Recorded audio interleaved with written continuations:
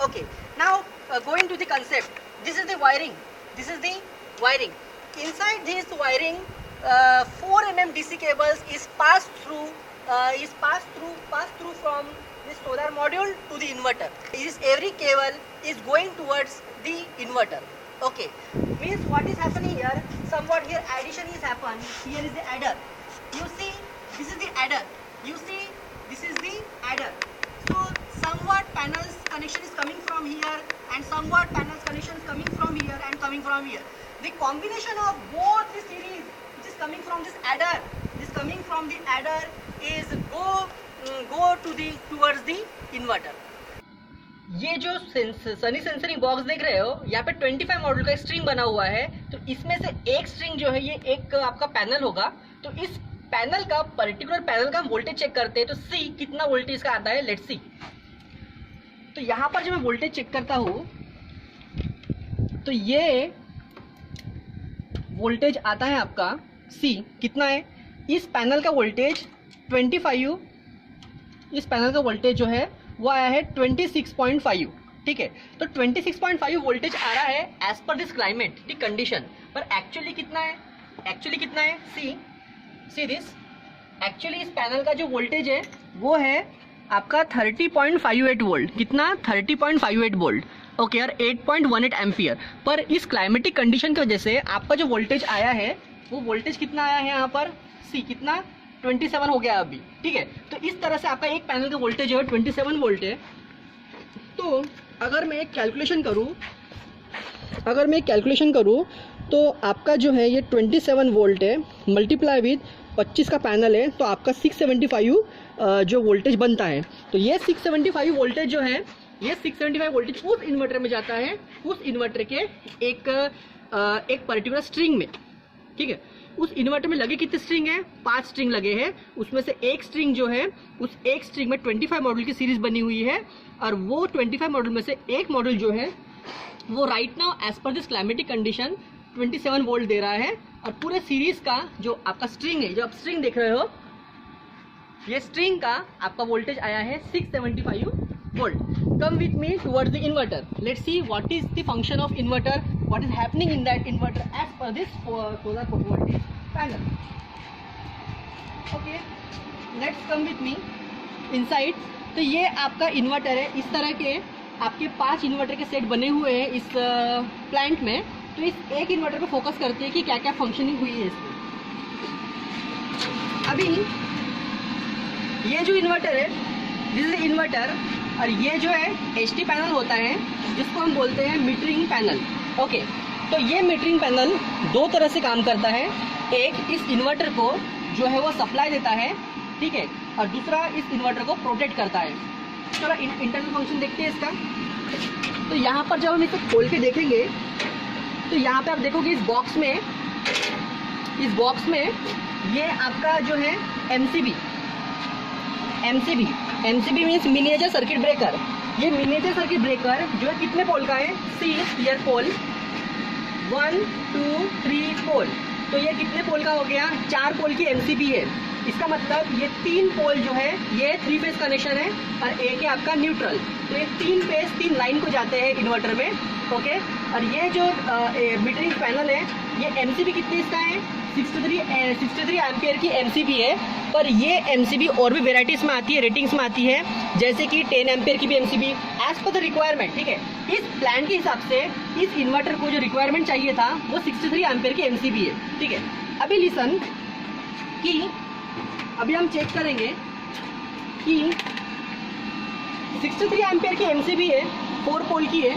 तो ये एमसीबी जो है, ये एमसीबी के अंदर 2 चीज़ें होती है जो कि आपकी ओवरलोड प्रोटेक्शन और आपका शॉर्ट सर्किट प्रोटेक्शन को जो है कवर करता है. ठीक है, तो इन्वर्टर में अगर कभी शॉर्ट सर्किट हो गया या फिर इन्वर्टर में कभी ओवरलोड हो गया तो उस समय ये जो आपका एचटी पैनल है ये इसे प्रोटेक्ट करता है. ठीक है, बाय शॉर्ट सर्किट. इसमें एक बायोमेटेलिक स्ट्रिप होती है जो मैं आपको नेक्स्ट वीडियो में बताऊंगा. और इसके अलावा इसके अंदर ओवरलोड फंक्शनिंग के लिए एक प्लंगर यूज़ किया जाता है, वो भी मैं आपको नेक्स्ट वीडियो में बताऊँगा. ठीक है, अभी इन्वर्टर का फंक्शन ये आपको अच्छे से पता है एक बात कि इन्वर्टर को, ये inverter is what, inverter is a power transmission device that changes from DC direct current into alternating current. और इन्वर्टर क्या होता है, इन्वर्टर आपका एक जो है सर्किटरी है, ठीक है। तो ये सर्किटरी के अंदर होता क्या है कि आपका जो है ये इन्वर्टर ये आपके डीसी पावर को एसी पावर में जो है वो कन्वर्ट करता है। कौन कन्वर्ट करता है इसके अंदर, ट्रांजिस्टर का बहुत बड़ा इंपॉर्टेंट होता है। तो यहाँ पर इन्वर्टर के अंदर ट्रांजिस्टर जो होता है is the key component in this inverter, और ट्रांजिस्टर की वजह से ही ये इन्वर्टर के अंदर डीसी पावर से एसी पावर में आपका कन्वर्जन होता है। तो see the functioning of inverter, let's come with me. Let's see the functioning of this inverter practically. Let's see the AC output power which is varying as per climatic condition. Let's check other functioning. See, we are going inside the AC energy yield. So this is the AC energy yield.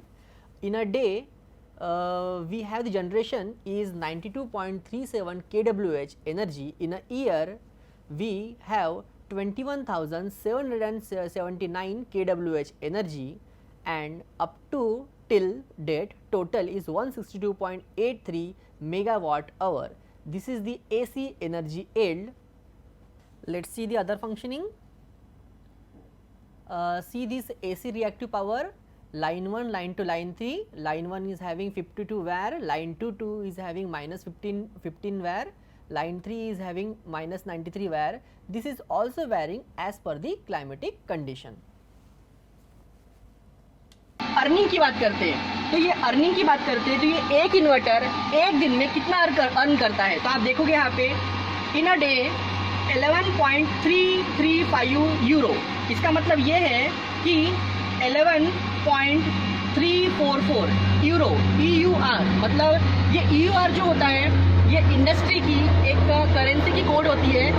मतलब एक euro बोलने से 86.6 rupees होता है Indian currency के हिसाब से। तो 86.86 जो है आपका रुपीज़ है, तो ये आप मल्टीप्लाई करोगे तो ये आता है 985। मतलब ये पर डे एक इन्वर्टर 985 तक की जो रुपीज़ है इसमें कन्वर्ट कर सकता है। ये मतलब अर्निंग होती है इसकी per day. And per year के हिसाब से अगर निकाल सको तो आप निकाल सकते हो 454.2 euro. And like this total इतना आया आपका।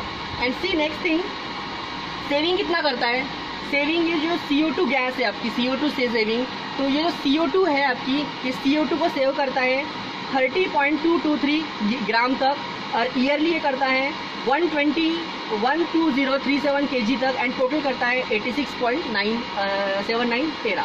ठीक है, तो इस तरह से हमने इस इन्वर्टर को स्टडी कर लिया। दिस इज फ्रोडिस इन्वर्टर। इसमें मैंने चेक किया कि पैनल का आउटपुट वोल्टेज, पैनल का आउटपुट करंट, वो जनरेशन कितना कर रहा है, वो हमने बता दिया। ठीक है, तो इस तरह से हमने ये बताया कि ये पैनल जो है ये जनरेशन कितना करता है पर आवर के हिसाब से, और इसमें एक्चुअली इन्वर्टर के अंदर ये इन्वर्टर की कैपेसिटी कितनी होती है।